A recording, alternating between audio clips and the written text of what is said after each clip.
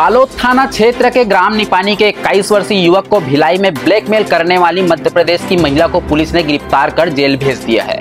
आरोपी ने गार्ड की नौकरी करने गई युवक को नशीली पदार्थ खिलाकर अश्लील वीडियो बनाया और 5 लाख रुपए की मांग की शिकायत पर कार्रवाई करते हुए पुलिस ने घटना में प्रयुक्त मोबाइल फोन जब्त कर आरोपी को न्यायिक रिमांड पर जेल भेज दिया है। शनिवार शाम 5 बजे पुरानी भिलाई थाना से मिली जानकारी के अनुसार 35 वर्षीय आरोपी महिला रजनी यादव तलाकशुदा है, जो सिक्योरिटी गार्ड की नौकरी करने वाले पीड़ित युवक के पड़ोस में रहती थी।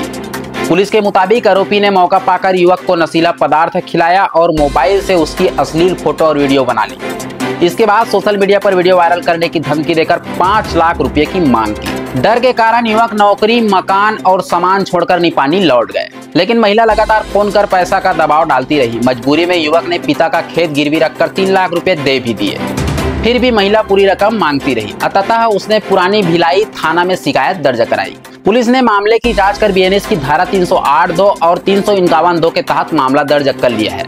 आरोपी महिला रजनी यादव मूल रूप से पन्ना मध्य प्रदेश की रहने वाली है।